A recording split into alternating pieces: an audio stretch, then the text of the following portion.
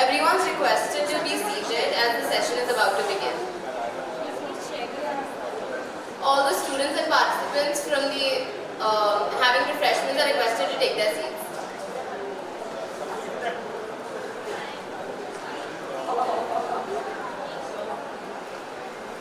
Ladies and gentlemen, esteemed guests and distinguished participants, a warm welcome to a panel discussion on artificial intelligence and digital innovation. Today, we are privileged to have with us a distinguished group of experts who will share their insights on the topic.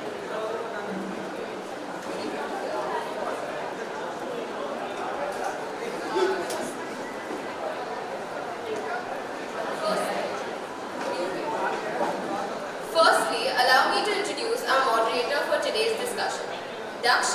Is an architect and urban designer based in Udaipur, India, with a diverse range of interests spanning urban planning, heritage conservation, development finance, and policy frameworks.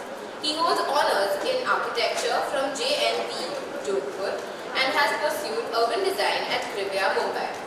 Daksh is the founding partner and urban researcher at Urban Foundry, where he focuses on architectural and interior design projects in Udaipur and Mumbai. His work extends to curating maps showcasing Rajasthan's cultural heritage. Daksh authored Culture, Spaces and People, Urban Dynamics in Contemporary India, published by brutalist, Taylor and Francis in 2023. He has presented papers at various workshops and seminars, emphasizing inclusivity and social change in urban design. Daksh's teaching experience includes courses on NATA preparation at Silica Education Institute and teaching at Rizvi College of Architecture since 2022, where he emphasizes process-based learning rooted in contextual understanding and collaborative dialogue. Over to you, Daksh, sir.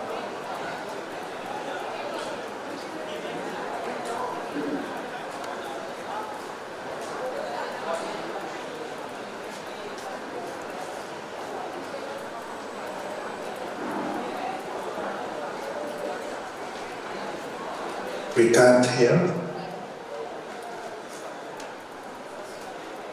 It is muted.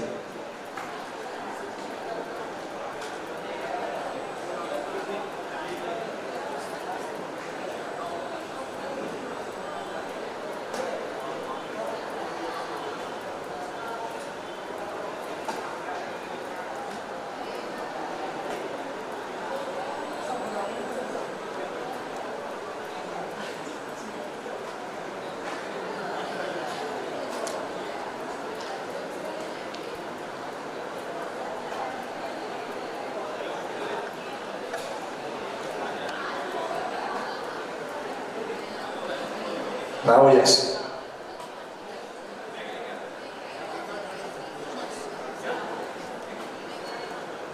Data-driven approaches and toolkits and data visualization tools have become necessary to decipher the urban complexity. Today, as part of APIC 2024 Reflections of Future, on 24th February 2024, our last session revolves around the importance of artificial intelligence and digital innovation in urban dynamics around the world. Let me introduce our speakers for the panel. Yuka currently is an associate professor at Politecnico di Torino. He also serves as a research fellow at Erasmus University, Rotterdam, and holds an honorary fellowship at the University of Birmingham. Formerly, he led the Department of Urban Environment, Sustainability and Climate Change at Erasmus University, Rotterdam. Yuka's academic journey spans across various institutions, including the University of Oxford, University of Cambridge, and ETH Zurich, where he conducted research as a visiting scholar. His educational background encompasses Science of Cities at Politecnico di Torino, Assessments, University of Campinas, and Urbanism. Yuka has contributed to projects for esteemed organizations like the World Bank, Asian Development Bank, European Bank, EPSRC, Lincoln Institute of Land Policy, and University College London's Future Urban Growth Lab. He He is renowned for his work in isobenefit organisms. I now request Luca to take over the stage and start with his presentation. Thank you very much also for the invitation. It was a nice surprise. I share the presentation. And can you see Paul? Presentation and myself. Okay, so I titled this presentation Isobenefit Organism Digital Platform to link the idea of isobenefit organism to the subject of your conference, and which in general about the future, and specifically about artificial intelligence and digital application.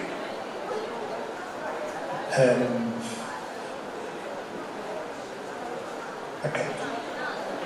Reflections of the future. So isobenefit organism is, we don't talk about this now because of the time, but is a relatively recent, since 2013, 2014, new way to organize cities in a workable way and in a green way, green in the sense of be close to green areas and services, centralities, and so on. And specifically to link this idea with the artificial intelligence digital innovation panel, I will present this from a type of digital platform point of view. So it can be seen as a open software agents model, which is following very simple algorithms, and by doing this you will see that we simulate some type of isobenefit digital twins. For your curiosity, it's called isobenefit because iso means, or iso means equal. Benefit is the equal benefit intended received from the green areas, from the distance to centralities, workplaces, services, amenities, and so on. So it's a way to design, to transform cities which guarantee a certain proximity in a workable way, or measuring distance, and to this type of services. And I call isobenefit digital twins because you can use this to check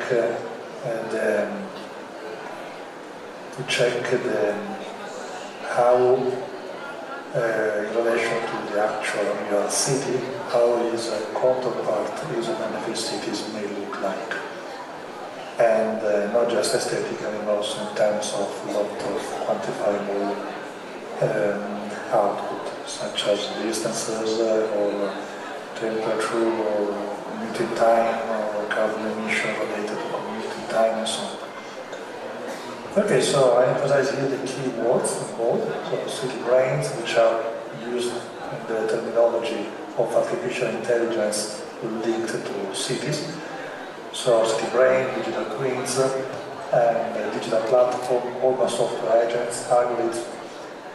So I would like to emphasize that despite usually we are using the artificial intelligence to discover patterns in existing real processes, here I would use to propose alternative patterns, so to visualize and quantify how the isobenefit digital twins will look like rather than the digital twins. And well, I'm sure that Professor Batti already mentioned this type of terminologies or concept in the introduction of the talk. Okay, so let's see in extreme synthesis, I'll try to do it short. Extreme synthesis, how we can digitalize the benefit of it. So we just use three cells or agents. You can think if you think in terms of multi-agents based model. So one cell or an agent is the green, the second one is the build, and the third one is the centrality. For centrality, I mean what I just showed in this picture. Meaning that,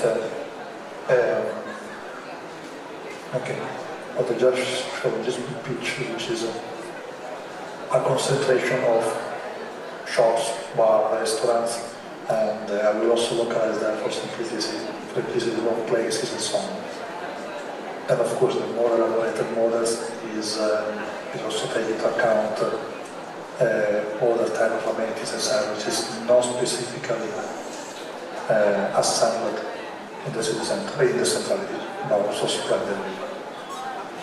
Okay, so we have these three cells. The easy rules are these, which represent the algorithm, and later should be translated in algorithmical forms for the digital platform.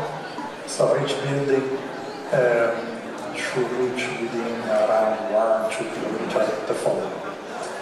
The ordinary points and the centrality. So for simplicity, as I mentioned before, we mix the two into one. So we mix the ordinary value points and centrality.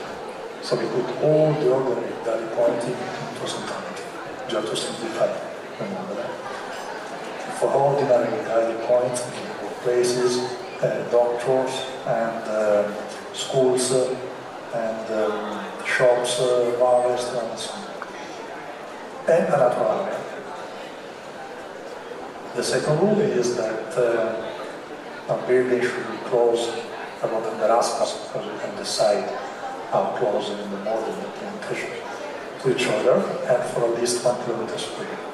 This is to avoid that you will simulate urban sprawl, urban dispersion, or houses here and there in the middle of nowhere.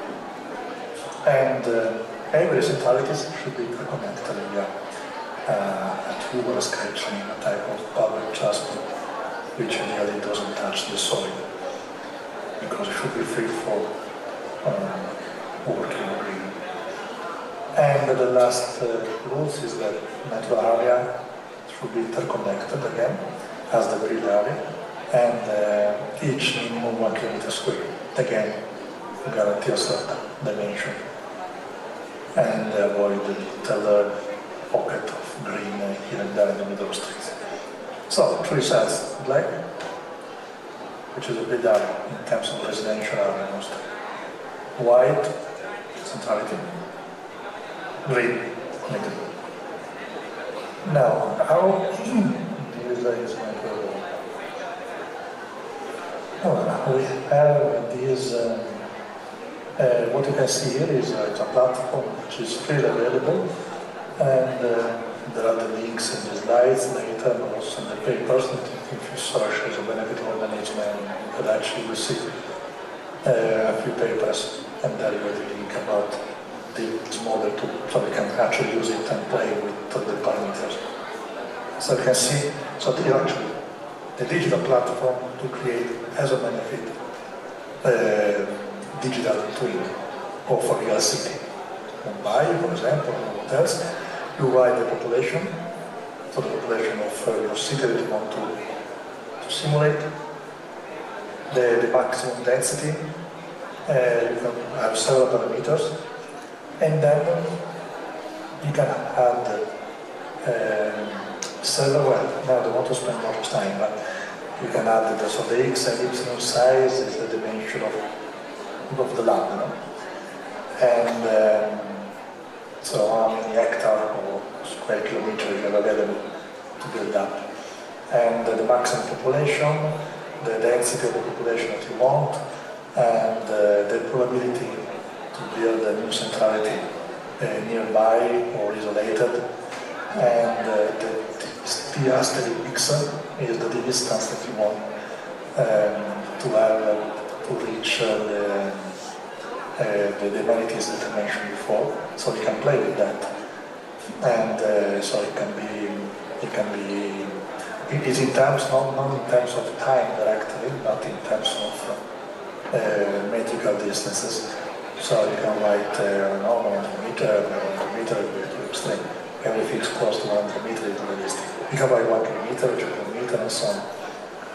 And then some random cities to give a random touch to the model that is more realistic, so each time you have different type of outputs. And anyway, all the indicators that are better explained in the later paper. So you choose, and then you have this. For example, let me remove my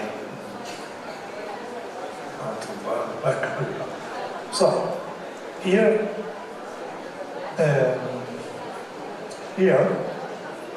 you can see this movie, right?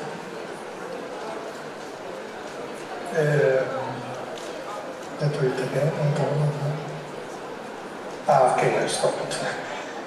And okay, what you can see are the white cell are the centralities, as I mentioned before, in which you have your daily activities. Shops, theater, workplaces, nice square, nice promenades, and so on. And the black one are the build area. And here you also have two type of black. You see the dark and the gray, according to the density. And let me do it again. Okay. And you see the evolution, and the green is the green. Each of them has different parameters, but they are all the same population. So this we are simulating, so it's a kind of digital platform for as a benefit digital twin of 500,000 inhabitant city. How it will look like, of course, without any constriction, physically speaking. And you can see that how, when you change, even just that with some parameters, random or probability parameters, you have quite different scenarios sometimes, but they are all applied to the original code that you implement. Now, here is, so for example, the real city is on the left, where real and aspect because I invented, right? And in times, how it may evolve. But often, unless you have a strong planning, it evolves. It may evolve like that. So a core initially historical, and then some here and there nearby, then they grow up, eventually they will mix each other, and not, it depends for several things. And then sooner or later all the centralities, or some X, they will appear in other places and so on. And on the right, we have the isomeric digital twin version, keeping constant the area and not the density in this case, but just the population. And then you can quantify again the one on the top, where it's written isomeric normalism, is the isomeric digital twin, let's say. And down the classical Holstein or business as usual version. You can quantify here. Sorry. You can quantify here the average distance to reach a centrality and to reach a green area is in green, centrality is in white. And you can see that despite having the same population, the first line of the parameter that I choose. And you can see the difference, right? In the cloud builder, as usual, you may have more than 5 kilometers, in terms of metering, more than 5 kilometers, some points to reach a green area, and almost 5 kilometers to reach a centrality. While in the content part, to the benefit digital twin, you may have just 1 kilometer maximum to reach a point, in average, even less, half kilometer. Okay, here you can see the evolution in times. You can see that the classical business as usual, let's say, are the 2 lines above. You see, the bigger the city and the more far away you are from the main course or green area and so on. In this type of simulation, of course, and you cannot plan. While the isometric counterpart, you see, they keep constant, of course, because it's the model, will keep constant, so they couldn't be otherwise. And so, despite the dimension. And here, if you keep also constant the same density, and something similar again. Now we run because the time is finishing. Here I can show other three, actually other two examples. The first one is the Python. It has been written by Michele Devoto and following indication. And this again is available for free, so you can happily play with these parameters and see what will happen. The links are there, or the papers that I mentioned before. And thanks to a small UCL grant with Professor Stephen Marshall and Tommaso Viglielli and others, we wrote a NetLogo version, Rain. She's a lecturer now in England. She wrote a NetLogo version of the simulation, and Gareth Simons and others, they wrote with a QGIS plugin. And to make this more real, meaning linked with the real geographical context, so your cities, for example. This is the QGIS plugin, again it's still available, so you can play with this already. Parameters, now the time to explain, but the concept is the same, so if you choose a location, you will see what may happen if you want this location to grow up in an easy benefit way, or you can play in the past. So it's a kind of digital platform to visualize this digital as a benefit. And this is with the QGIS plugin, and this is the NetLogo with Rain. And this is actually what I will be in 2 weeks. The one on the bottom here is Milford C, and the one on the top right is Leamington. And it's actually a real case study because we are totally real, because in that area there is a government's parliament to improve by certain units of habitation. So they don't know where to locate. So this may be a way to visualize, to not just visualize, but to make new developments be built in a way that they are generating the leisure benefit output. Okay, so I think this is the last one again. This is the one we saw at the beginning, the Python code. And so on the left we have just a completely very roughly oil type of glow of the on the left, no? The white are the centralities, and the gray is, well, this is very rough, of course it's not like that in reality, it's more complex. You have something that I showed at the beginning, maybe, no? Satellite links here and there, and so they can join or not. And on the left, on the right, so there is like a digital twin. Okay, my time, I keep my time between 10 and 15 minutes, and I hope you enjoy something about that. That was useful. So thank you very much for listening. Thank you, Luca. That was indeed a great presentation. We'll have the question and answers at the end. Yeah. Next up, we have Rizvi, an architect and urban technologist who specializes in spatial data analytics, urban sensing, and digital equity. Currently, she is serving as a spatial data scientist and urban planner at Society Associates in Boston.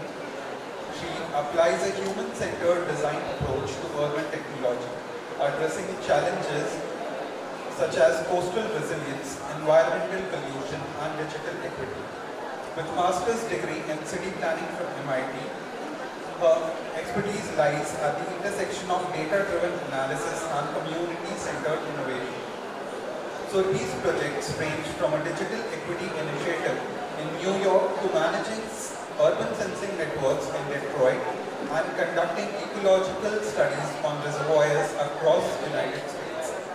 She has contributed her skills to city governments, civic innovation agencies, and consulting firms globally, including cities like San Francisco, New York, Amsterdam, Nairobi, Mumbai, Hanoi, and Colombo. Her research has been featured in various media platforms and academic journals. I now request Rizvi to take over for her presentation. Hi, can you let me share my screen?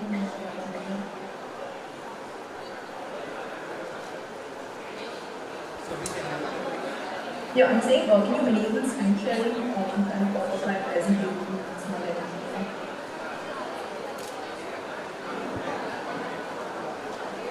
Should I try now? It still says host is disabled sharing.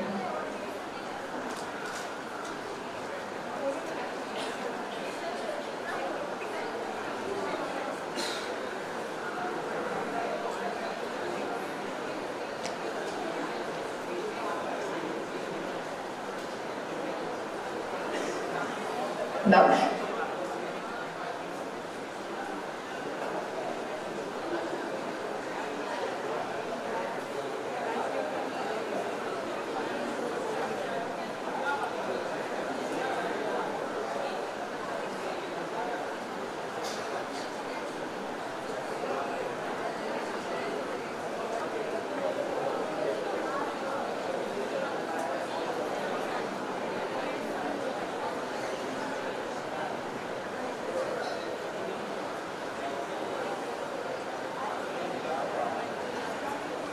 Daksh?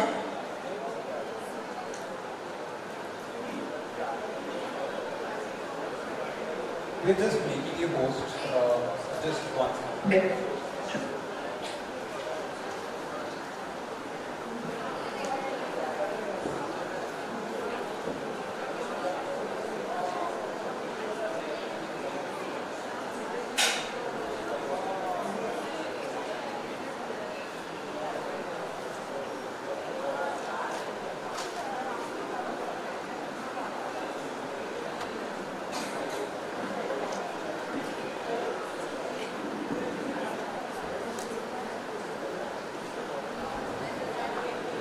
Rizvi, you can start, I think.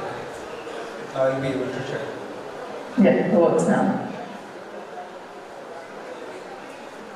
Okay. I hope you can see my screen. So, thanks for the introduction. As stated, I'm Rizvi. I work as an urban planner and technologist at Sasaki Associates in Boston. We're an urban planner, design and architecture office.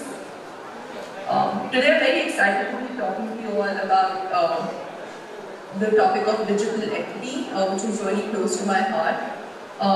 So what does this kind of digital equity mean? As we, in the context of today's conversation, think about digital tools that support the planning and design process, questions of innovating with technology, data, digital tools become really kind of pushing and persistent in applications with cities. But then there's this interesting challenge of intersection with effects of socioeconomic marginalization. So most digitally supported planning strategies still grapple with the compounding effects of intersecting marginalization that traditionally underserved communities face.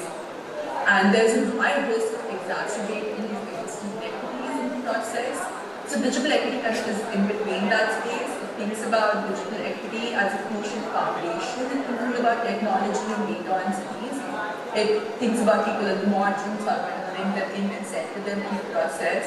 And it is crucial to exist this inequity as we embrace digital innovations by ensuring equal access to internet, to digital infrastructure, and to digital literacy.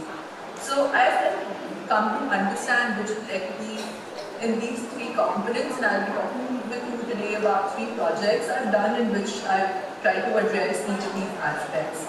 So the first aspect of digital equity is about connectivity. Let's think about questions of infrastructure, access to the internet, the devices, the sensors, all the technology. The second question is of capacity. So once you have all of this connectivity, are you able to work with this? Are you able to navigate this? Do you have basic digital literacy and ability to engage with this digital ecosystem?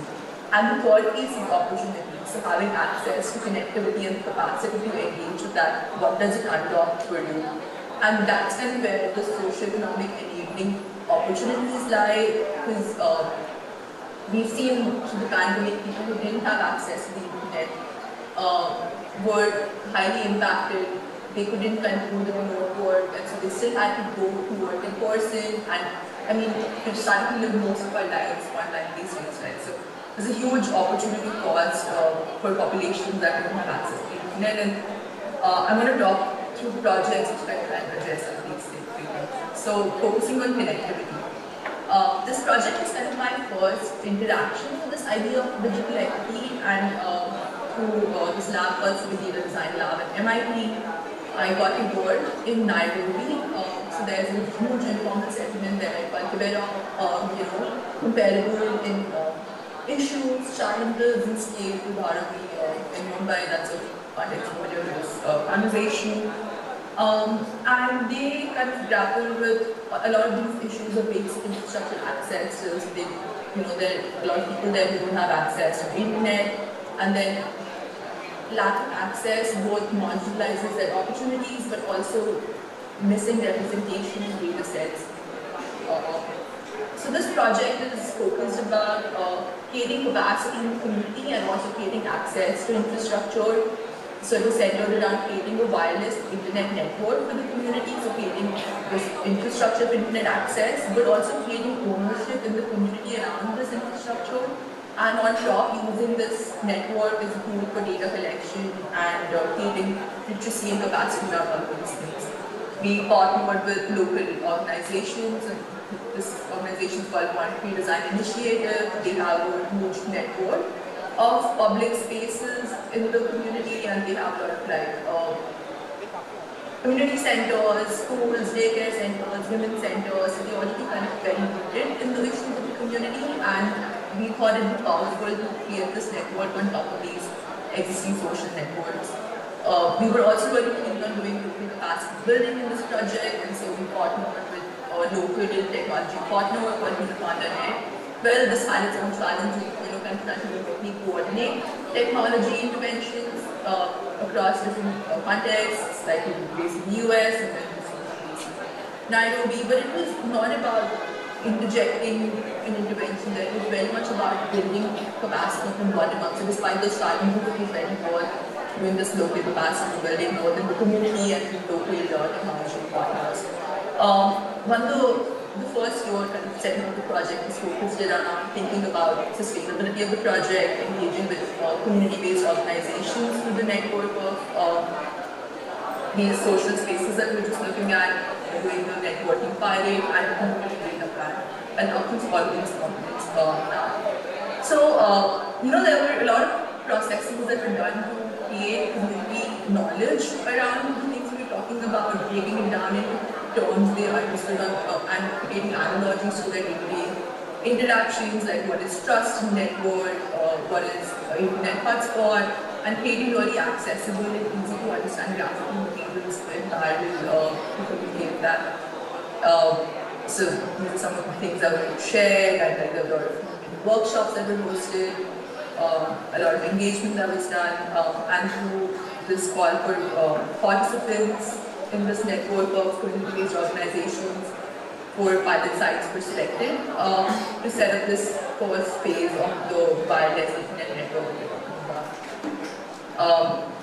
So these were the sites. There's a primary school door, there's a youth center, there's a community center, and we conducted, as I was saying, a lot of local workshops to break down this question of technology. Right? It's not something that lives in the cloud. It's not something that should be inaccessible to people to understand. So we're kind of create this community interface and empowerment around the idea of chip connectivity, teaching them about devices, how to do maintenance on their own, creating all of these easy to access resources, hoping to understand resources, to understand technology implementation, and then also have constant touch points to be able to maintain the network, fix the network's down, technology breaks down, So this wireless distribution network is set up using support from a subsidized government Wi-Fi line, and then our local technology providers have set up this network in collaboration with the communities that these community centers.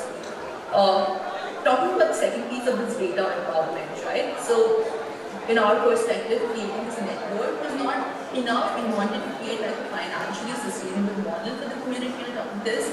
and also empower them to use this network for upliftment and access to data and control over their data. So you know how in like a context like Marathi, a lot of researchers go, they research about the community, and it's sometimes an extractive process, right? Because the community is not really getting anything in return. And similar is the case in Marathi, it's like helping study by researchers. So we kind of try to shift that relationship where we try to create this network as a host platform, which will host surveys, which will enable the community to host sensors and collect data about it itself, and create that ownership and then maybe trade that data out to researchers who are interested and be able to even capitalize on that. So these were the two kind of pilots that we did on top of this network. One was sensors and one was surveys. So we did community data meetings with the community to figure out what data they were interested in collecting, and we found out that there was a lot of health and environmental issues, air quality was a major concern there, and so we installed air quality sensors there, and then helped the community kind of understand how to interpret air quality data, look at its graphs, and understand what they were looking at and how to advocate within their community and with the government about better air quality using this data. I was very fortunate to actually go to the site and get an opportunity to engage with these communities. It's like a really fascinating experience hearing how they understood these things, what challenges they grapple with. And then it was like some of the digital platforms we created for the communities. This is like login platform for the survey, to collect login money from people who are using it, a backend to manage their finances. I'm going to just hold this for a second. There's a lot more details about this project. If you're interested, you can scan this QR code and look at the project side. Okay, so that was kind of focused on community ownership around infrastructure, right? Now I want to talk to you about capacity. So here we're going to kind of look at the context of India and really interesting things that are happening in India right now.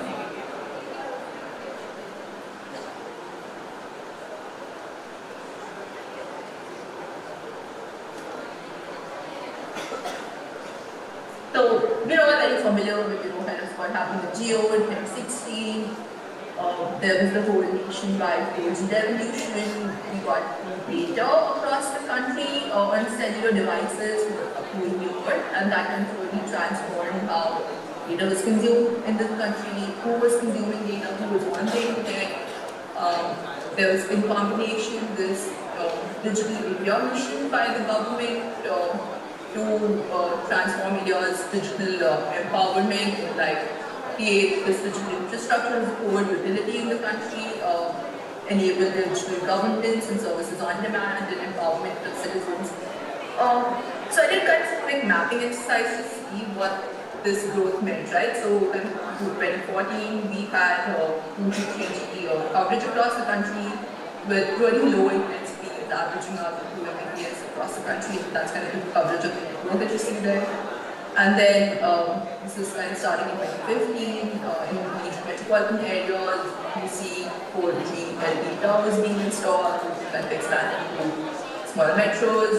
In 2016, it was as a national network, and you can see the national average speed driving up, resulting in kind of in 2022. That's where I captured this study. Massive growth in internet usage in India, right? So.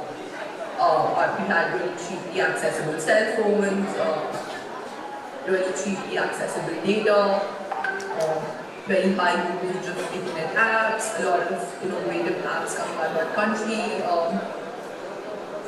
Something like this digital payment, UPI payment system was really transformative in being able to kind of capture the cash market and transform that into kind of this digital interaction, formalize this banking using widespread access to cellular devices. This revolution, in fact, broke down many barriers of connectivity and accessibility and activated a large population in the digital era, including populations from unresourced sections of society because of making barriers of like affordability, right? So with that background, I started thinking about what are the key determinants and barriers in achieving digital equity. So in the first case, we're trying to address the question of infrastructure, right? In this case, to some extent, because of all of these government and market forces, we see the question of infrastructure infrastructure has been addressed at some points. You see there's like widespread connectivity and affordability to connect to that network. But what's the landscape now, right? Like how does accessibility look like? Who's using the internet and so on? And then kind of the second piece of trying to figure out community-centric interventions that help bridge this digital divide. So kind of figure out where the divide lies now, and then what can be done to bridge this gap. Some literature that informed my work was thinking about infrastructures, how they bring together the city, but also can fragment even from the city. The traditional inequities of socioeconomic distributions and how they lead to bringing degrees of digital inclusion and exclusion. A lot of research around technology in developing contexts and how it's being used as a tool for community building, resistance, activism even. And then kind of thinking about this idea that digital interactions are not isolated in the city, right? So any interaction that's happening spatially has an implication, and kind of thinking about the city as this like organism digitally like platform. So this idea about platform organism.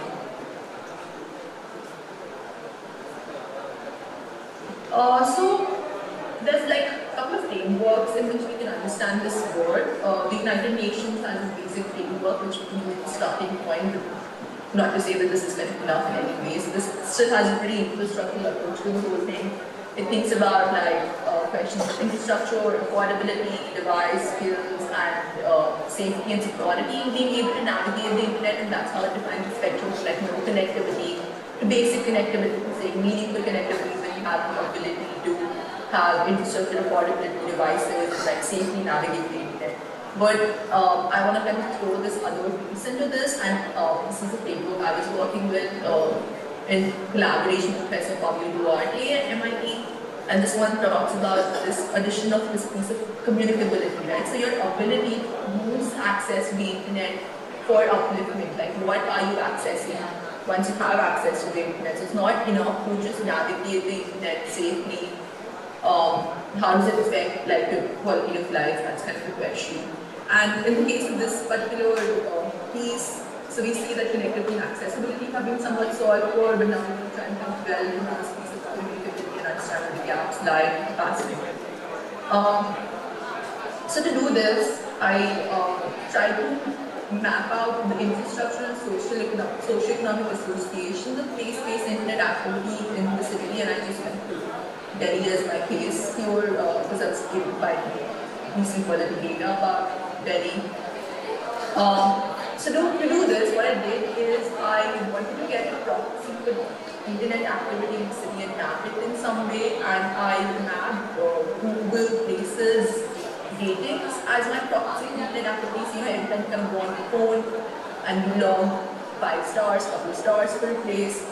So it's not taking the quality of your rating, but just how many people rated a place as a proxy for internet activity. That's kind of the best source of data I could find. And so the heights of these X bars now start talking about where the concentration of internet activity lies in the city. So you see kind of areas of South Delhi, Central Delhi, which are more affluent traditionally, have higher concentration of internet activity. And then I started overlaying that with other socioeconomic and infrastructural questions. So for instance here, the color gradient in the blues talks about the distribution of concentration of 4G towers, and the heights will represent internet activities. So we start seeing a strong correlationship between internet activity and concentration of cell phone towers. Again, in these traditionally affluent areas. But now when we start mapping socioeconomic factors, right? So in this case, I was mapping the concentration of working populations, which in some sense will be seen as a proxy for income. We see areas of low income also now start to have high internet activity, which talks about this access to internet breaking some barriers and affordability. Also, here I mapped literacy, and then again you see the association is not as strong, right? So it's not the highest towers that have kind of the highest literacy anymore. So that relationship starts breaking, and I kind of threw all of these together into a regression to see their correlationships with each other. I'm not going to get into math of this too much right now, but what this just kind of surface talks about is that internet activity is very strongly driven by infrastructure, but then it has kind of these underlying associations with working populations. There's also increasing internet activity in informal settlements, and then electricity is a determinant, but it's changing the relationship. To understand what is happening in town, because this kind of still gives us a 5,000 picture of the city, I decided to take this data action methodology and go on site and interview people within civil society organizations to further map out where these gaps lie that we saw now.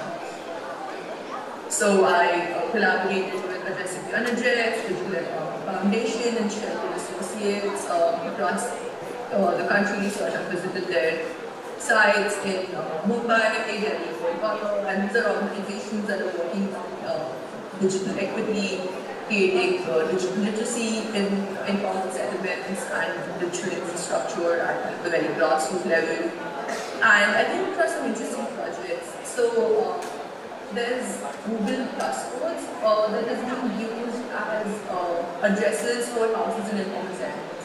You know, most of these houses don't have like legal addresses, they don't have then access to delivery of posts, but then also like Amazon orders, food delivery, online deliveries, and Google in collaboration with these society organizations kind of created this infrastructure where it's enabling using like this 6-digit plus code that it has to use as proxy for addresses in these informal settlements using 50 by 50 meter geographic grid. And there were some positive effects from this that I found through interviews and visits on sites, like this businessman that has set shop in informal settlement in Navi Mumbai is now able to like coordinate his deliveries, get access to customers and wholesalers using sharing his address, and was able to get like home step and it's really transformed how he does his business.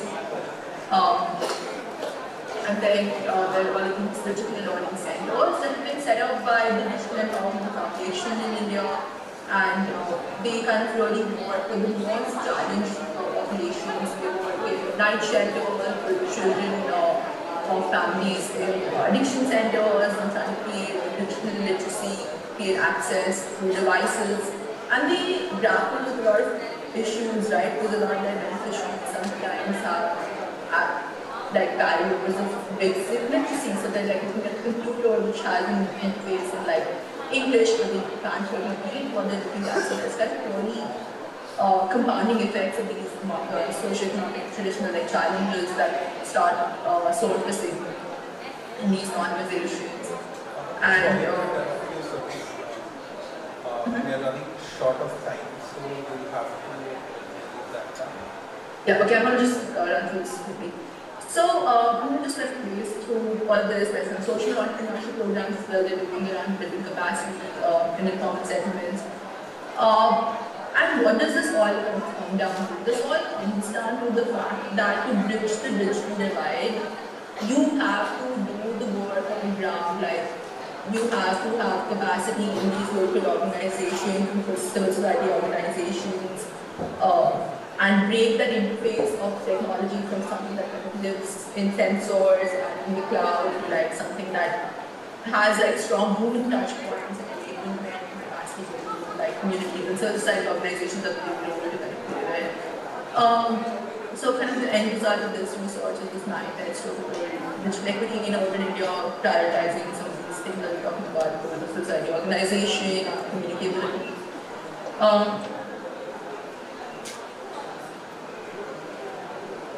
And then the final piece, I'm just going to wrap up here, is the piece of opportunity. So this is the project that I'm currently working on. It's about, it's based in New York. It's in collaboration with the Department of Housing Preservation and Development. and my friend from Sasaki, and we are collaborating with multiple civil society organizations now who are working in different impact areas to think about questions of housing, juvenile justice, public health, and that's kind of the focus areas, but they're really strongly grounded in digital tools to help beneficiaries access grants, tools, different services that impact their quality of lives. It's been really eye-opening to see the challenges and the development opportunities that they face. And I'm happy to discuss this more in the later portion of this talk here. Thank you, sir.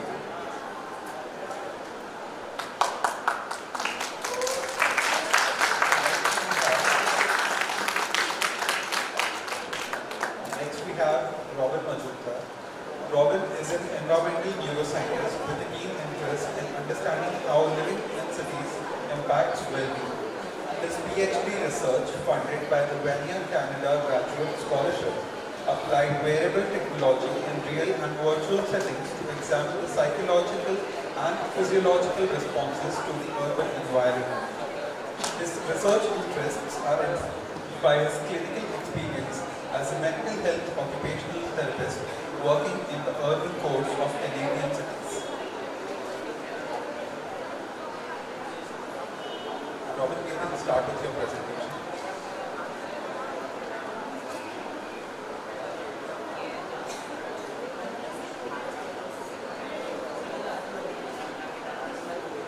Can you hear me okay? Yeah, we can see this. And you can hear me? Can you hear what I'm saying right now? Yeah, we can hear you. Okay. Okay, well thanks for having me. I will run through this quickly and hopefully can get into more detail about some of the research I did at the end of the question period. But I thought today I would just give you an overview of some of the research from my doctoral work, which was in the area of cognitive neuroscience.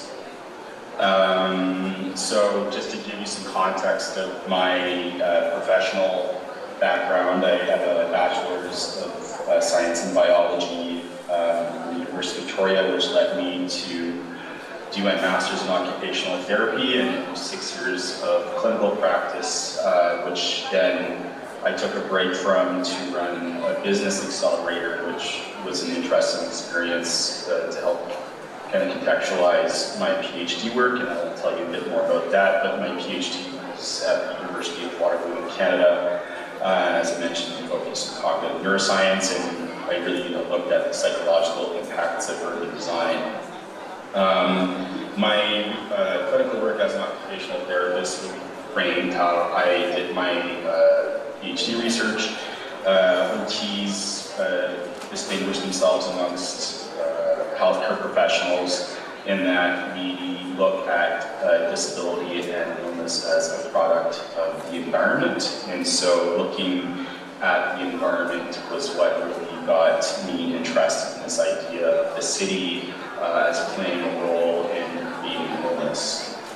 Occupational therapists love their frameworks and models. This one was one that I found very helpful, and again, it really looks at the intersection or the overlap of Venn diagram of a person, occupation, which is really anything you can occupy yourself, not just vocational work, but also the environment, and the better the overlap between those three domains we see as optimizing for health. And surrounding the model, you can see the assumptions of the model, that people are always changing, the environment can enable or disable someone's occupational performance, that human behavior is influenced by, but also influences the environment. And I think the fourth point is something worth considering when it comes to issues of urban design or city building, in that it's often easier to change the environment than it is to change the person.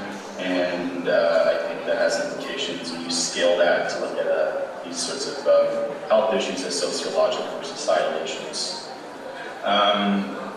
but it was working with one particular client when I was at OT who had considered suicide that really made me end up quitting my job as an occupational therapist, because when I went to visit him in his neighborhood and using an environmental lens, we saw he lived in a neighborhood like this in a boarding home just for disabled people, that there were very few areas for him to make friends, and he cited that his biggest issue, regardless of the laundry list of diagnoses that he may have had from his psychiatrist, that the loneliness he experienced was what really pushed him to that point, and so that really kind of drove it home for me. I mentioned that I spent a year running a startup accelerator at the Northern Alberta Institute of Technology in Edmonton, Alberta, in Canada. And during that time, I was lucky to receive training from the Stanford D School, the design thinking course, and the green hexagon at the top was what really resonated with me. While I wasn't in clinical practice, I was still thinking about those people who I worked with and how perhaps the city was not designed with empathizing with their needs in mind, and so that then prompted me to quit that job and start my PhD in cognitive neuroscience, and specifically the focus on this issue of urban design and mental health. And some of the rationale for that is obviously, the world is rapidly urbanizing.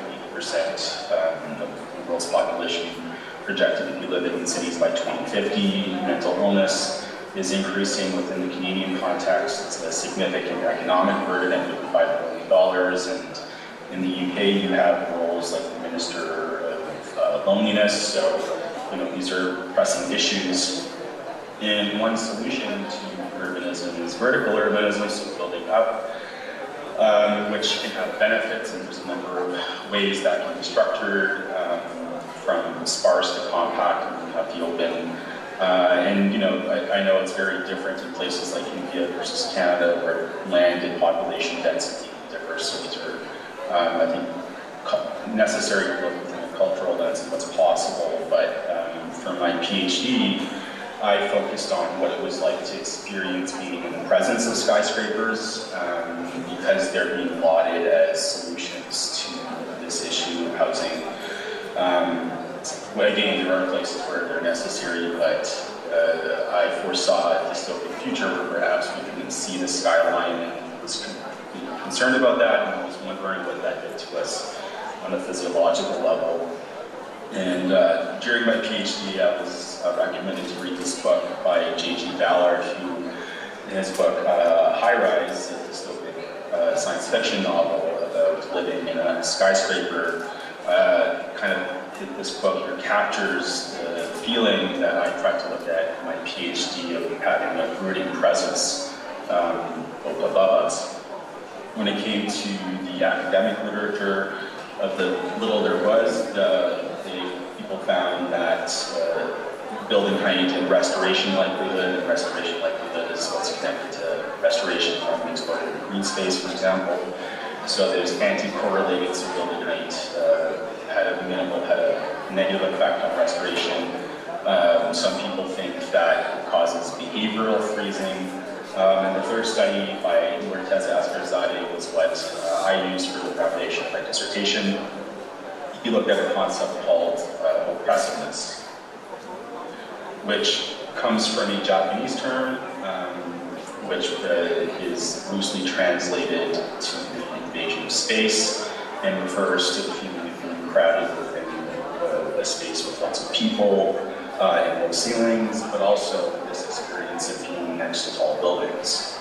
For his study, they just positioned a two-dimensional image in front of their study participants and placed greenery, landscape architecture to see if that mitigated it. And so I thought that was an interesting first step, but at the point of my PhD, which I started in 2016, we had the technology of virtual reality, which I thought would give a better insight into this feeling of being surrounded by these buildings, more so than a two-dimensional image.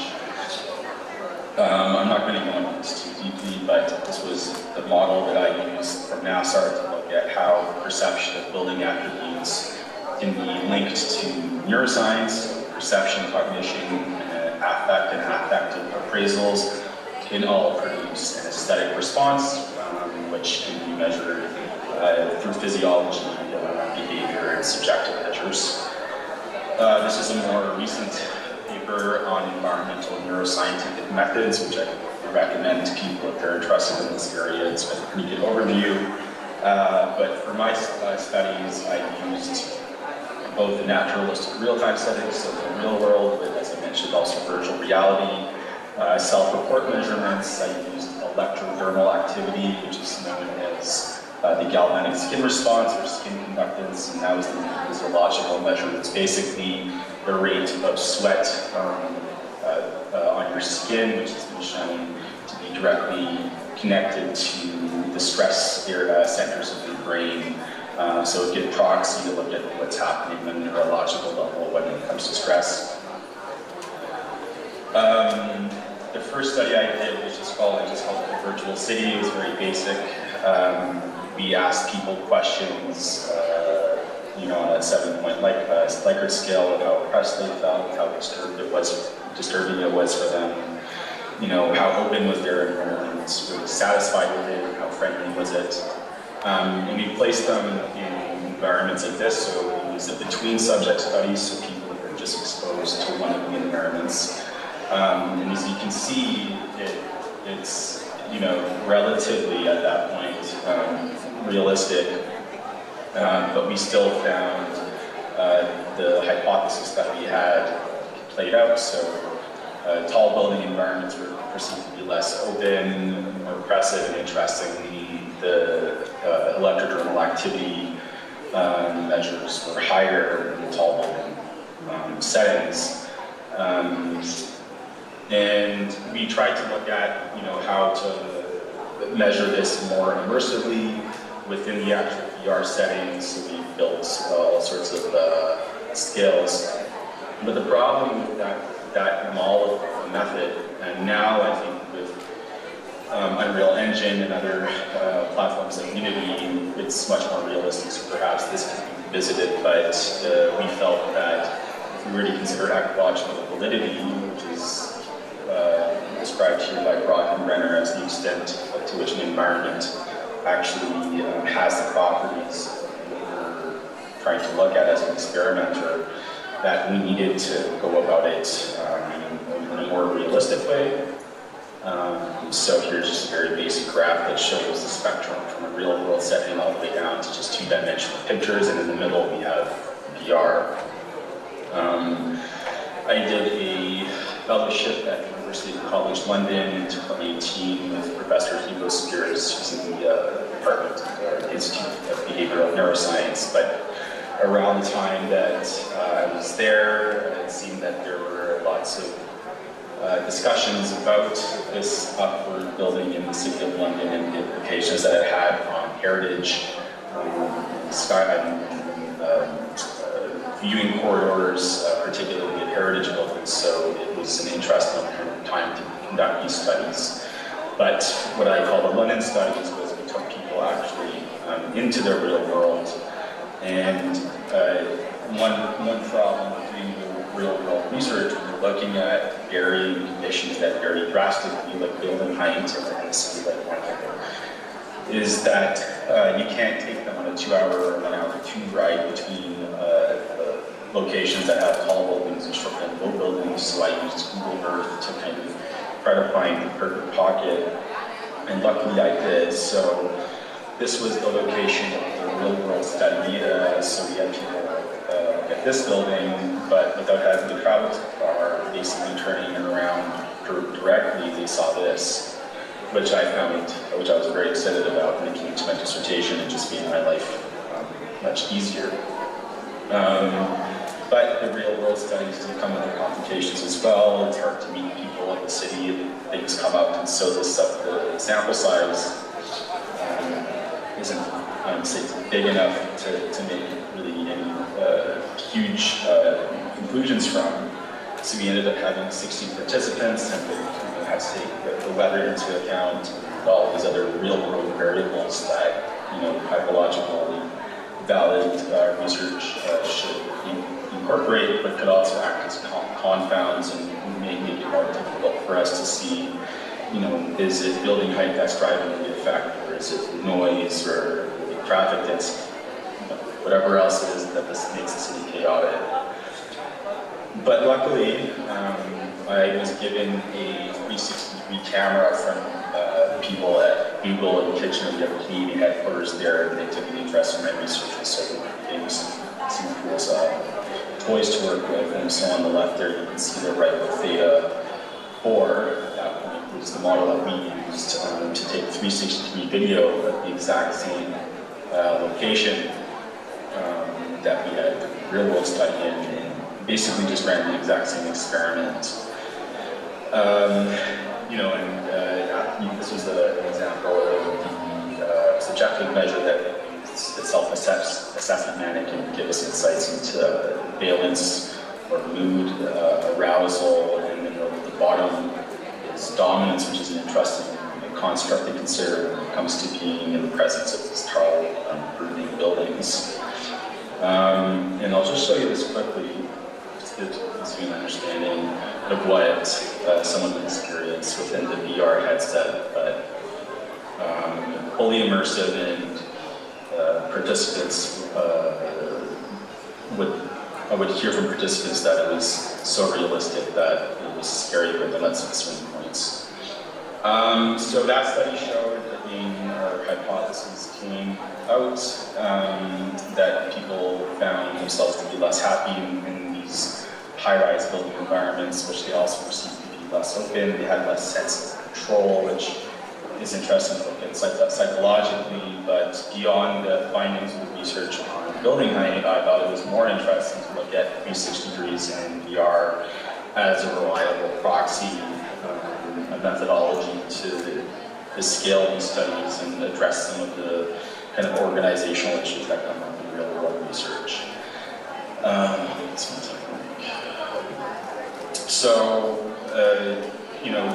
Just the height of the building was the only thing that we looked at. If there was an effect driven by height, then it would also make sense that proximity to buildings would amplify the ratings. And so to do that, I used 360-degree photos.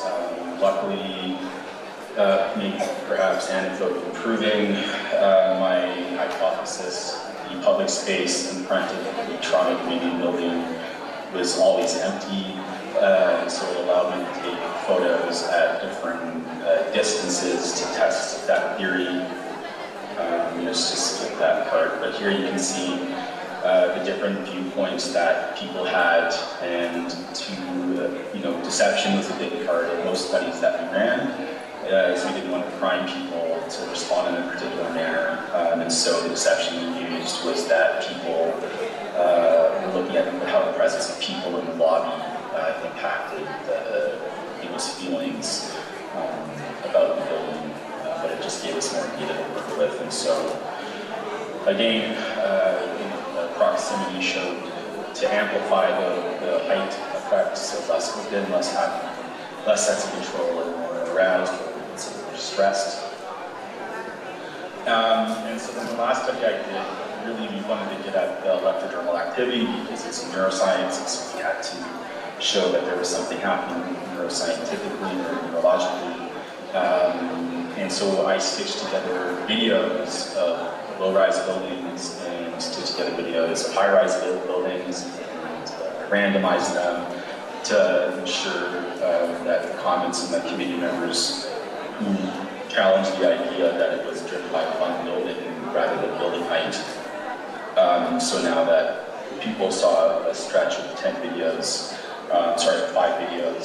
10 total, from low-rise and high-rise, that was about building height, we did find that people did have this higher electrodermal activity response in the high-rise buildings. What does this mean? These are ambient stressors, so that means that they're not going to cause imminent threat, but its presence in the environment could have a cumulative impact on stress.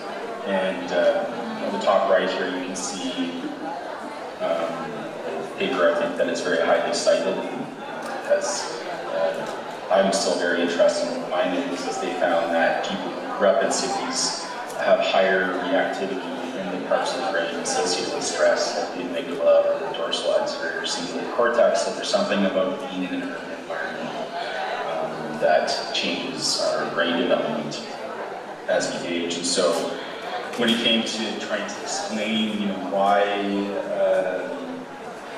do tall buildings have this effect, there was the crowding hypothesis of being crowded or having that your personal space invaded, that idea of looming from a translational neuroscience perspective, which means drawing from animal research. There is something evolutionary about having a looming predator with a peripheral vision, but also from that same kind of branch, looking at ideas of prospect and refuge from Appleton 70s, which is that we want to have our backs covered, but there's also the ability to prospect or survey our scene for opportunities, not just for resources, but also for predators. And again, looking at these ideas of enclosure and openness and visual permeability are all implicated. When it comes to the policy implications, interestingly, the City of Toronto has tall building guidelines. On the left side, you can see a diagram that was taken from those guidelines, that they do have a horizontal separation distance recommendation, which they also take into consideration the presence of the adjacent street. And as I mentioned, the City of London is contending with this, and so they're developing their own design guidelines when it comes to tall and large buildings. And again, just to kind of reiterate the point that 360-degree video, I think, offers us a lot when it comes to the methodological advantages that can address sample sizes, but also replicability, and partnering with labs worldwide to not just increase sample size, but looking at intercultural interpretations, differences when it comes to the perceptions of urban spaces. I'll leave it at that. And also say about AI, say that discussion following. Thank you.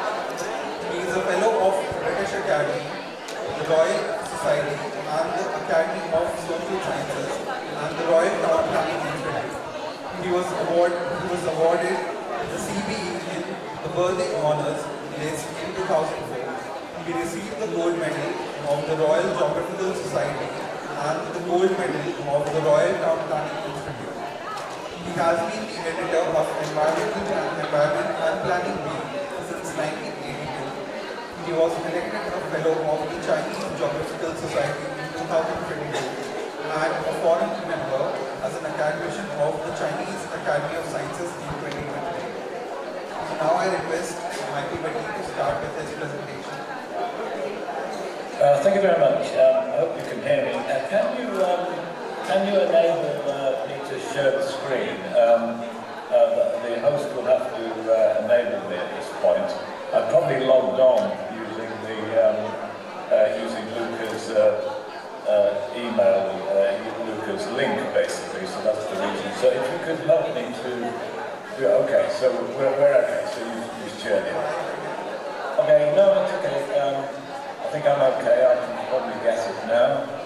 Let me just load my PowerPoint, and I'm just sharing a bit of clutter up on the screen here, and then I'll begin. Okay, so if I share my screen, you should be able to see that, everybody. If at any point the PowerPoint goes down, then please tell me basically, and I'll do it. So it should be okay. Okay, so thank you very much for inviting me. It's always a bit difficult to fly blind, really, on these occasions.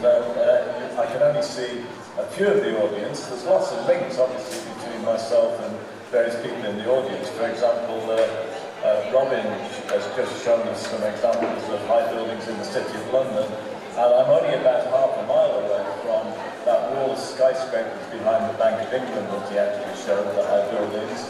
I know Hugo Spears, of course, because we're both at University College London, although I didn't meet you, Robin, at UCL when you were there.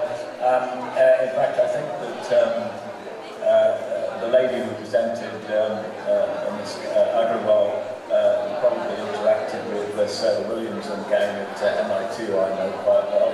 And I even spent a year at the University of Waterloo many years ago in civil engineering. So lots of links, and of course I know the first presenter, I think, in this session, who was Luca. I know him reasonably well. Okay, now without more ado, I'm going to talk about artificial intelligence, cities and planning. And what I want to do is to talk about a number of different points. Now, there's a lot of material here, and I'm very conscious of time, and I know that we're going to have a panel discussion at the end, so I'll be picking out various things here. I want to say something about the history of AI. You may think that artificial intelligence is a relatively recent phenomenon, but it really goes back to the origins of computing. And AI is everywhere. Everything we're doing really is informed by AI. And I tend to think of artificial intelligence, AI, as being contemporary computing, really. It's the modern version of computing in that particular context. Everything we do is informed by AI, even at the most basic level in that sense.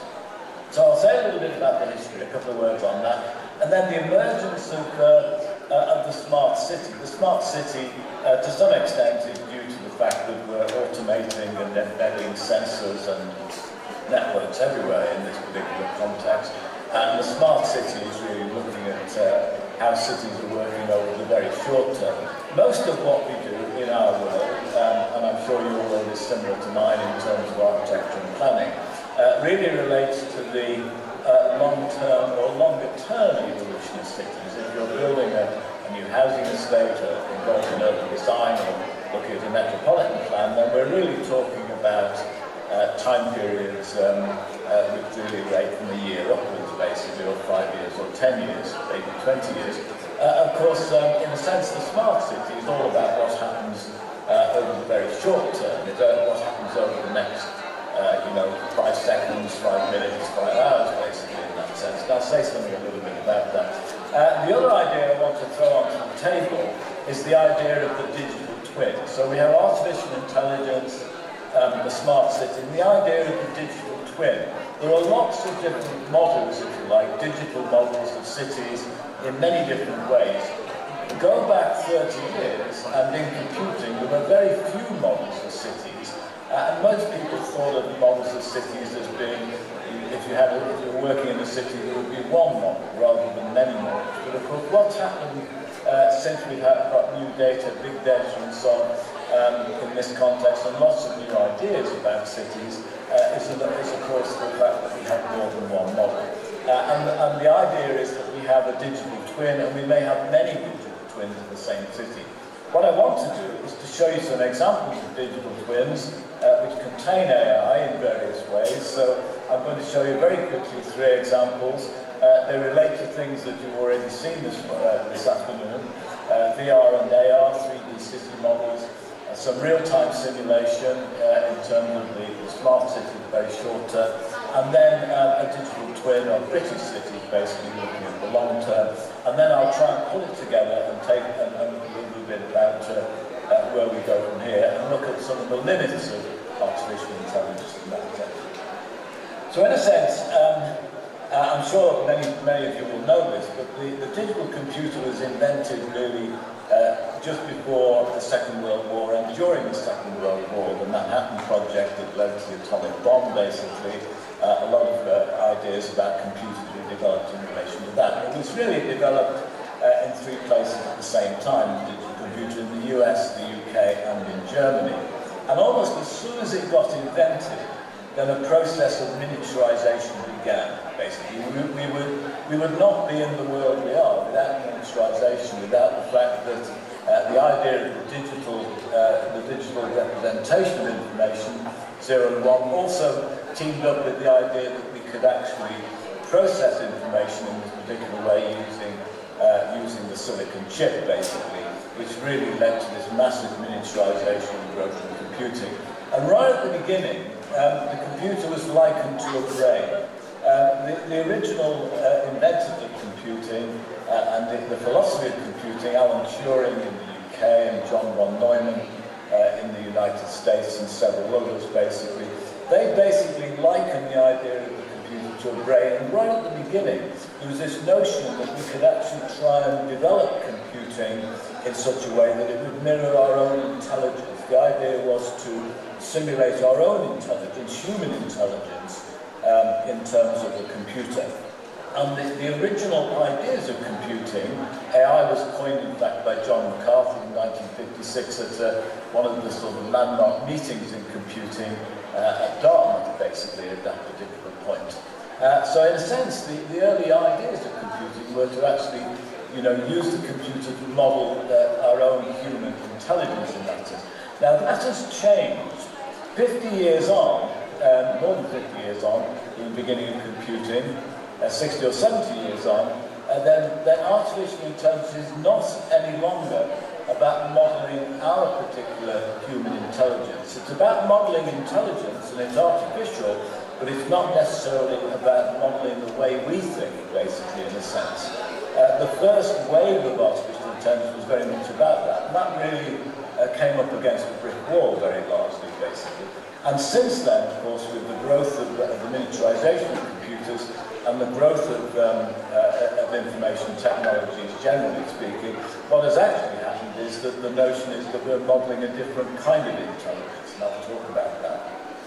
There's a paper from John McCarthy, who really is the so-called inventor of the term, or popularization of the term, back in 1956. That's a paper in the Journal of Artificial Intelligence there.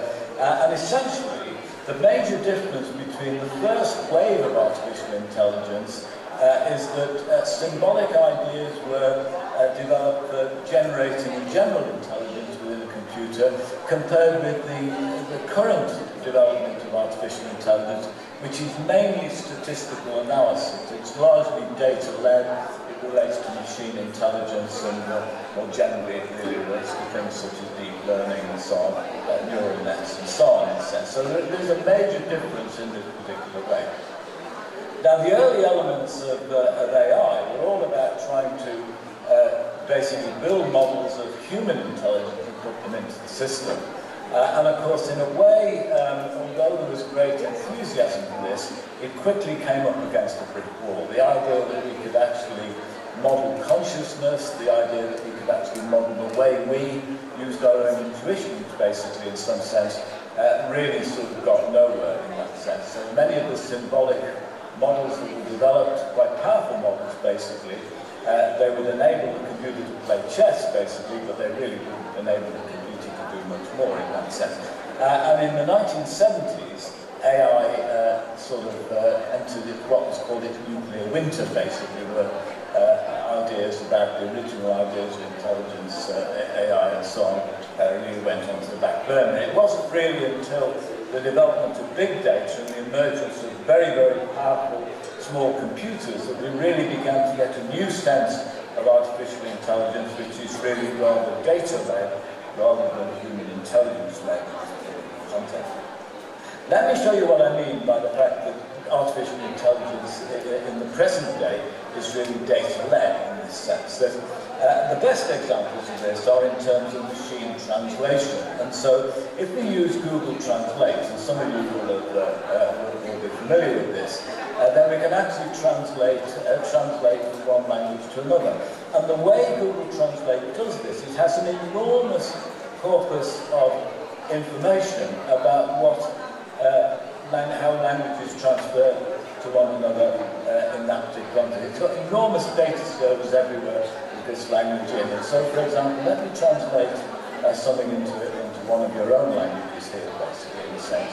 Now, on the left here, this is Google Translate from yesterday night, I think, when I did it, or maybe this morning.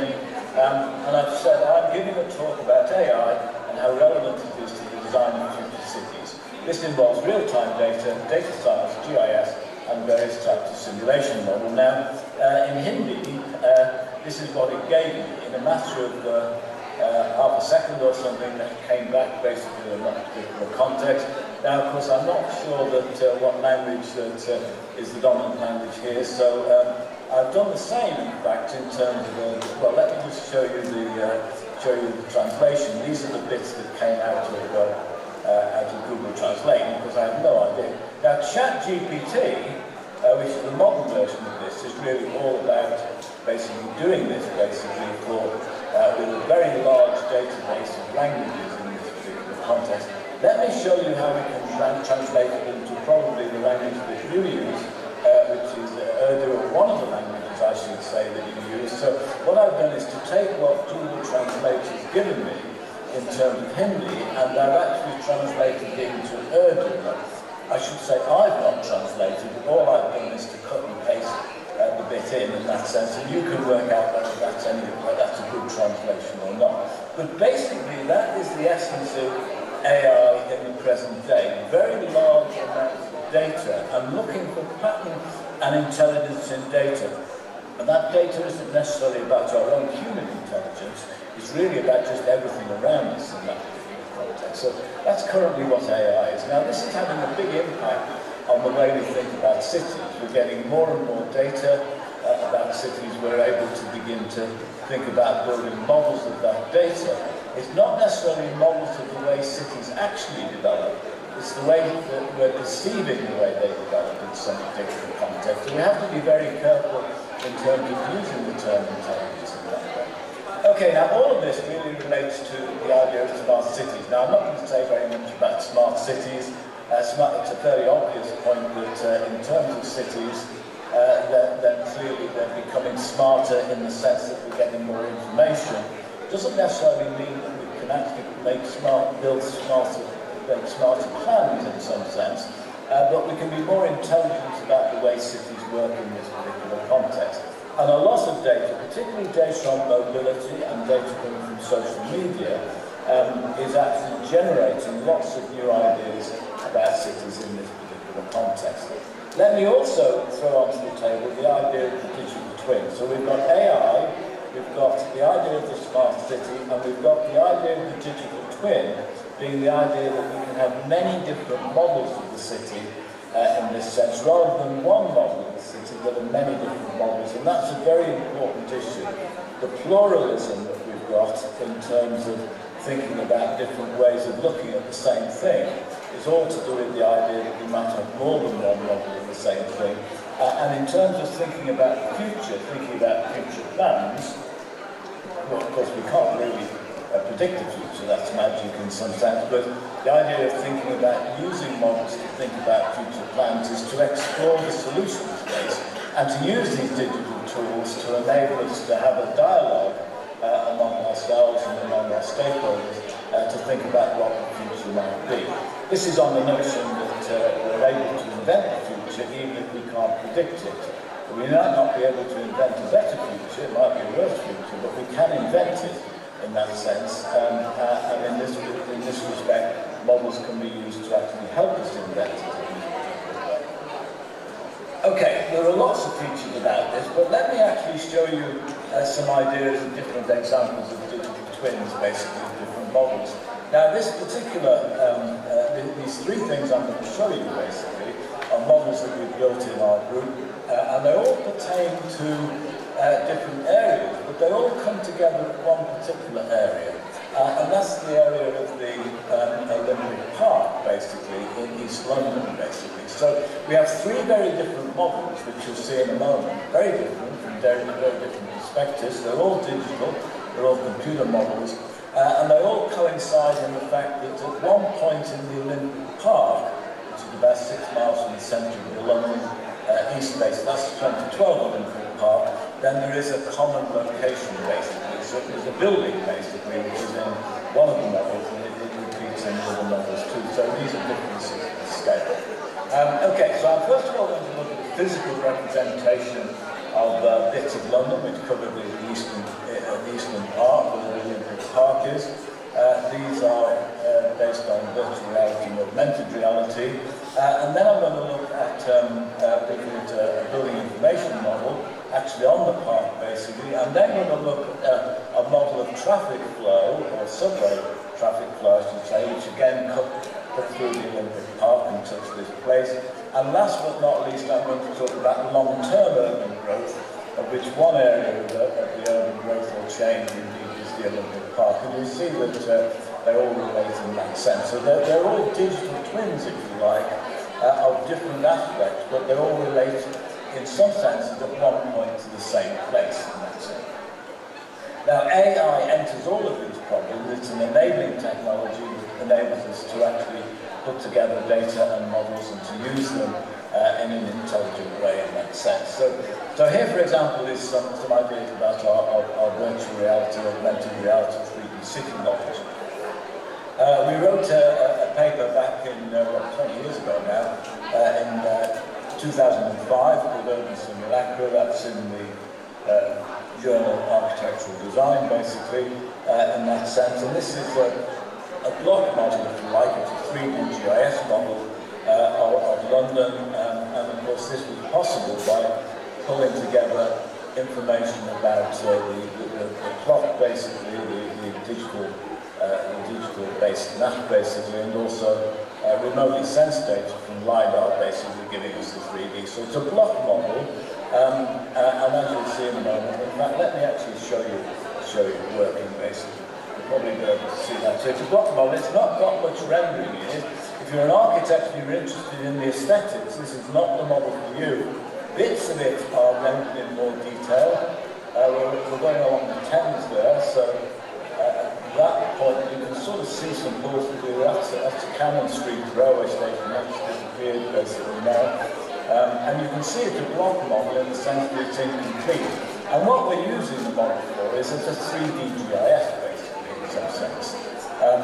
It gives us an information in the context. And of course the big thing 20 years ago was getting rid of hidden line elimination problem basically says you can see that the big wheel there, the Millennium Wheel, has been rendered in more detail. So about 50 out of about 50,000 buildings in this central area are in fact out of 50,000 buildings are in fact rendered in more detail. The model in fact covers about 2 million buildings, 2 million building blocks, all the way down to little sheds and things that they're garden sheds and so on, once we take it out to the edge of London.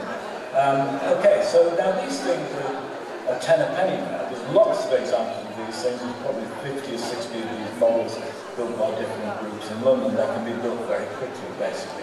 But they're important in the sense that they contain lots of ideas about thinking about the city in this sense. Let me move on and show you a more recent version where we've actually done a lot of augmented reality. In that sense, there's a lot of fiction involved in this. This is again the Olympic Park area, and you can see the city of London in the distance there, basically. Once we have the model, we can take the model and put it into itself. So the model can be on a table, basically. The previous slide that showed that. So we can actually begin to weave the model into itself. So we can actually go back into the building in a sense. You can see how we can take the digital model and scale it down and put it into different types of environments. The next model, in fact, is the building that I'm talking about in the Olympic Park. The pictures that we've already seen cover that area, and this is a building that is being automated. It wasn't built using the building information model to any extent, but we're now turning it into an intelligent building that belongs to our college, University College London, basically. And you can see that there's a variety of software which is used to actually control the building, and you can see the sensors. So let me move on quickly in that sense to my second main example. Now this is very different. This is, again, a digital simulation of traffic flow, and that traffic flow covers the same area. Let me just go back in some sense to, back to the building basically. So very close to this building, the subway lines at Stratford go through. So what we're looking at is travel patterns in a sense in the same location in that sense. And as I don't know whether in Mumbai you have this in your railway system, but everything is automated in London and most places these days, where you tap in with a charge card or a credit card or something like that. This system has been in operation for about 20 years now. And so every passenger on the subway system in London, not necessarily the rail system, the overground rail as well, but on the subway system, taps in and also taps out. So we have a complete record of demand by travellers. So for the last 20 years, we've known where every traveller on the subway system, within some limits, okay, because the system has evolved over that time a bit, we know how many people are tapping in and tapping out. So we have a complete picture of demand. We also have a complete picture of the supply of trains. If you get into the subway system, and you've recorded where you're going in and you've paid your card, etc., you've then got to get on a train. And we have some very complicated subway systems in central London, where we have 4 or 5 or 6 or 7 lines actually intersecting, and you can get on different trains basically. So getting onto a train basically is you have to navigate through the system, and therefore we really need to know where the trains are and what times they're coming, so we can actually link demand and supply in that way. So let me click on, that's the rail system in central London, that's just rail basically. The tube is embedded in that rail system, and here we have a picture. You can just about see this, and you'll see in a moment, this is the flow diagram basically. Up we go again. This is a flow diagram basically of the tube. You can see the lines thickening up. Okay, we're on a Monday now, and that's the evening peak. We're coming down to a Tuesday, the count is telling me, and that's the morning peak, and that's the evening peak on Tuesday, and then we have a little late evening peak, which is the entertainment peak, and this is a week's worth of flow data. So this is the demand data basically in the sense. This is what we're actually seeing. This is the subway system. There's a YouTube movie about this on YouTube. In a sense, you can look at that basically. And what we're doing here, for example, is we've got a situation where we've got the supply of trains and we've got sort of demand basically. So the top right-hand picture is demand, like passenger demand, the flow. You're seeing that there, the peak hour coming in. And on the bottom, you've got the supply of trains. They're not synchronized in some sense, and also the demand side is much better data than the supply side. But that's the challenge, to link the two. And it's not easy, because in our subway system, there are lots of bylaws that say you can't take photographs, you can't track people in the tube for security purposes, and so on. So there's lots of privacy issues contained in this context. So that typically is the passenger train thing. You can see that the data is not perfect, it's a bit clunky basically, so it's big data. Okay, now my last example, and I've got about 2 or 3 more minutes to go here, and hopefully then I'll stop, and if we've got time and we'll have some questions to have a discussion. The last example is long-term urban change. We have a model basically, which is a language transportation model. We've built many of these over many years, and we've begun to scale them up. As computers have got more powerful, and as the web has given us a new medium to express and communicate these models, then we've got a model really Great Britain, basically, which is web-based and covers the entire country, basically, at the very finest spatial scale. We divided England, Scotland and Wales into about 8,500 zones in that sense. And of course, because this is a flow model, an interaction model, we have 8,500 squared, which is about 71 million potential flows. Now, there are only 66 million people in England, Scotland and Wales anyway, in a sense, so this is a sparse matrix.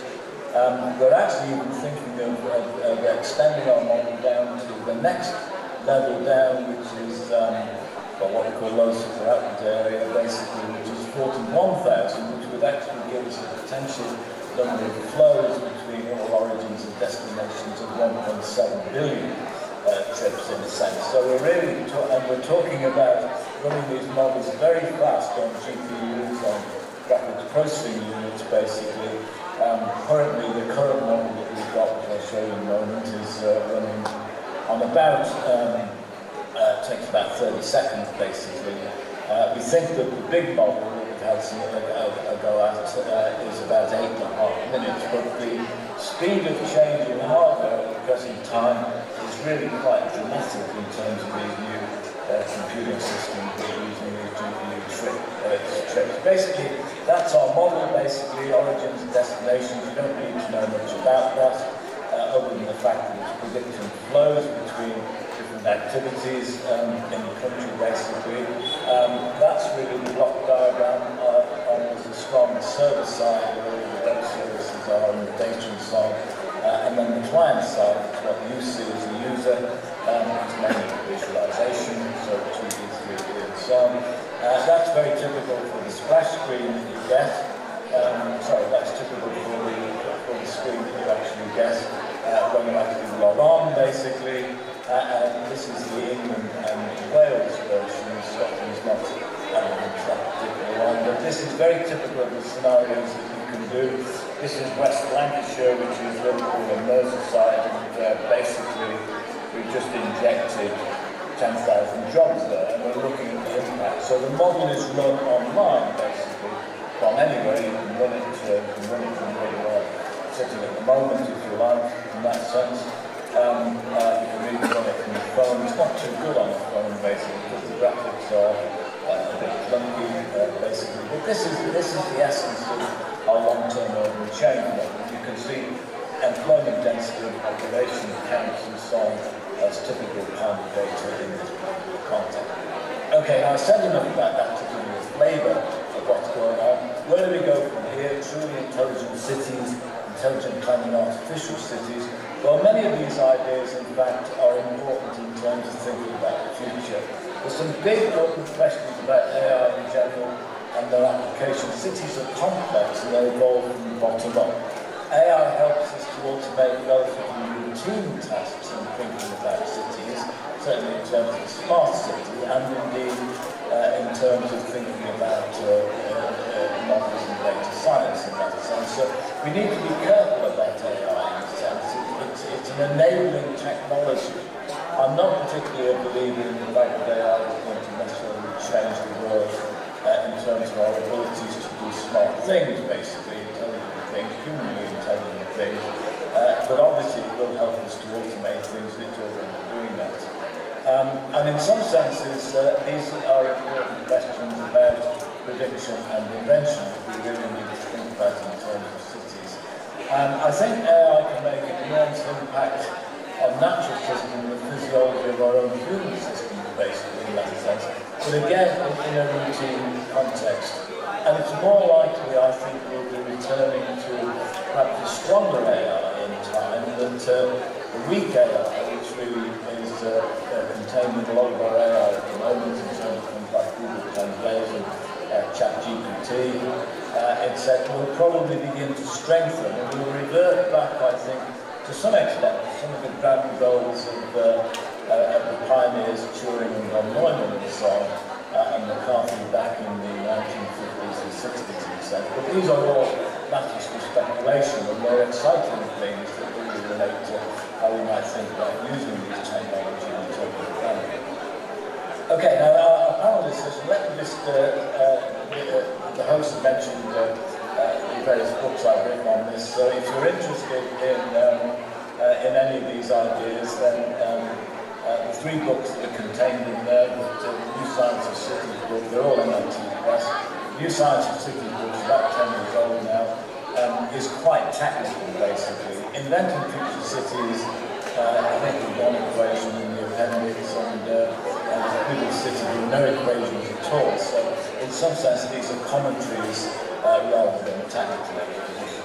At that point I'll return to the host basically and stop sharing my screen and thank you for listening.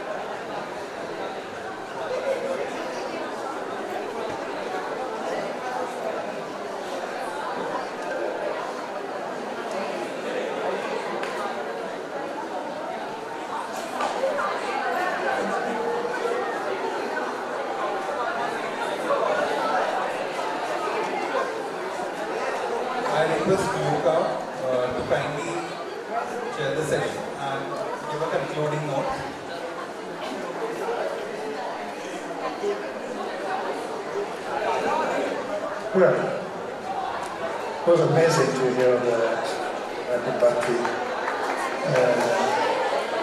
as always, and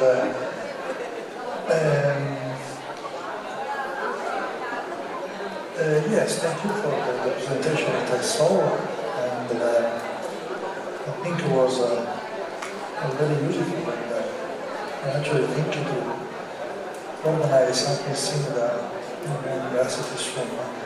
And well, I don't have much to add because it was really nicely done by Michael Batti, so talking after him is a bit, you know. And but yes, I'm interested in the digital twins examples, and in my case, as a modest case, that you saw wasn't for pattern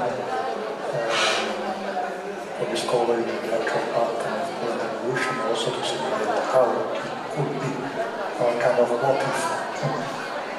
It is, as we call now, digital twin, but also before 6 decades without this label.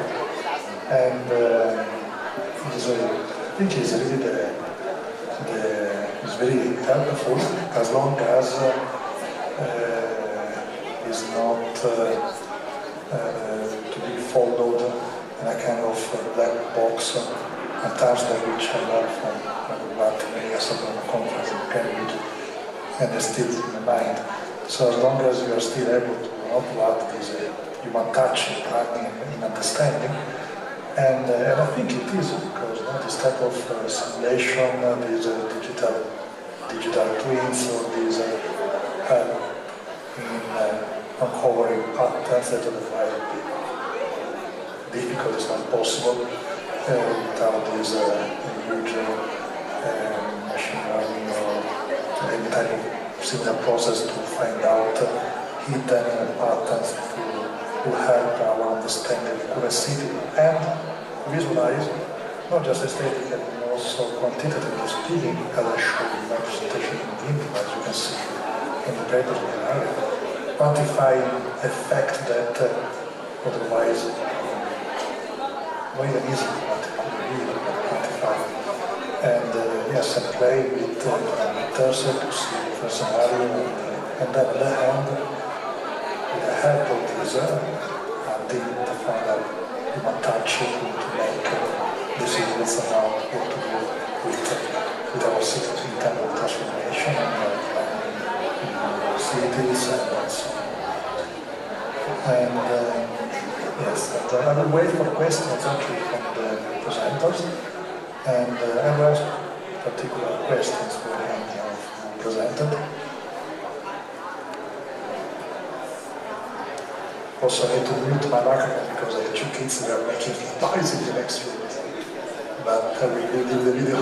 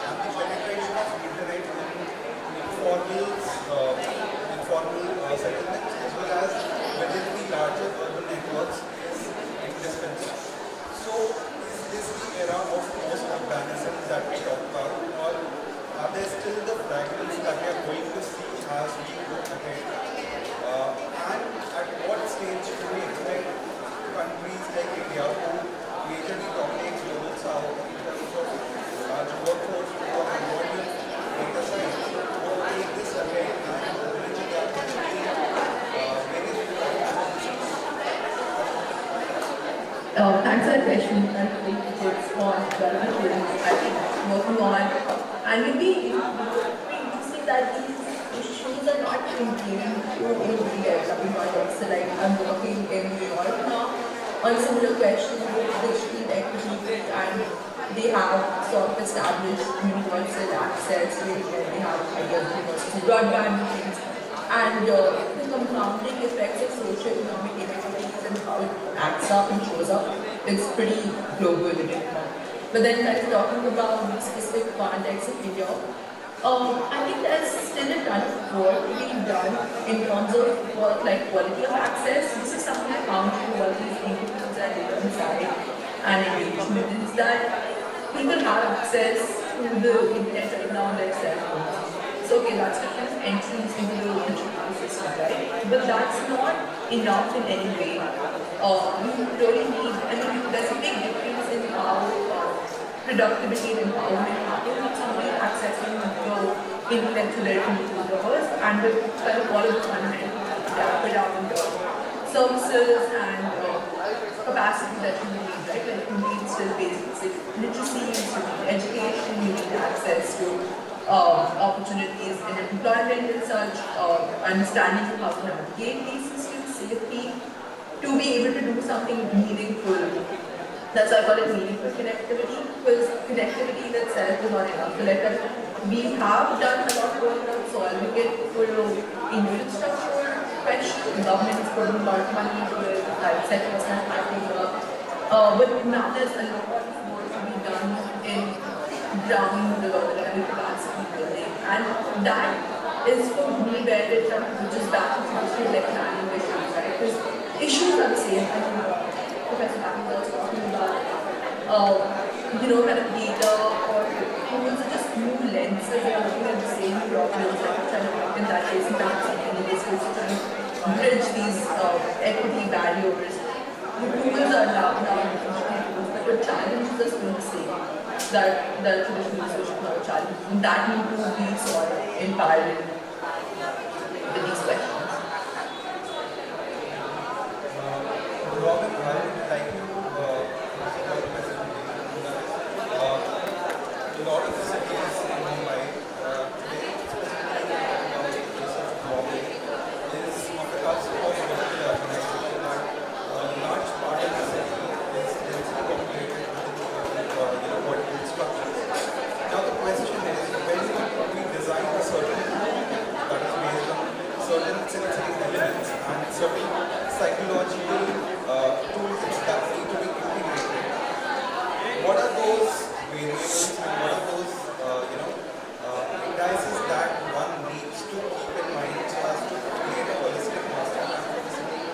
whereas not where, in case of Bombay, where land is limited and the only option of growth is vertical. So what are those key indicators that a planner or an urban designer can include within their toolkit by designing more cities that are technologically more value-friendly? Yeah, great question. I actually recently started reading a book by Pablo Sennett on things called designing disorder, and Stentor actually has a really practical approach to this issue because they speak to verticality as a potential threat to urban life based on what's been done so far, and porosity, informal spaces between the buildings, I think, are important. From an aesthetic perspective, I think there's a lot more to learn about how aesthetics of the actual building design, the patterns used, the materiality, create feelings on the ground level. Within the Canadian or the North American context, a lot of these tall buildings are main buildings, and so there's not a lot of, I would say, porosity or ways to engage with the actual building. And then within the buildings themselves, I think there's a lot of space for research and practice on how to develop spaces that facilitate social connection, as not to create these boxes in the sky in which people live disconnected from each other. Thank you. With this, we have come to the end of the session. I would now request Professor to extend.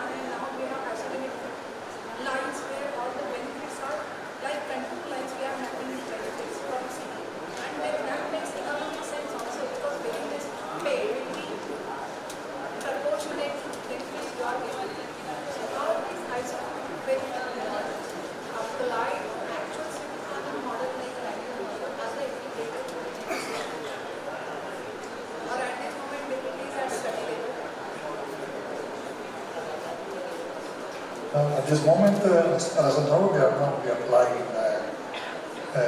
in actual real city for planning reasons.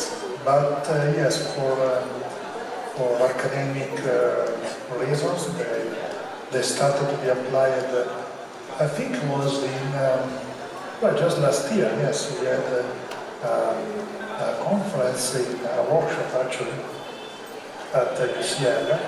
And in which we also invited urban planners, and it was the Royal Planning Society, I'm not sure it's called, might should know, from the UK, and exactly to show them planners an actual practical link.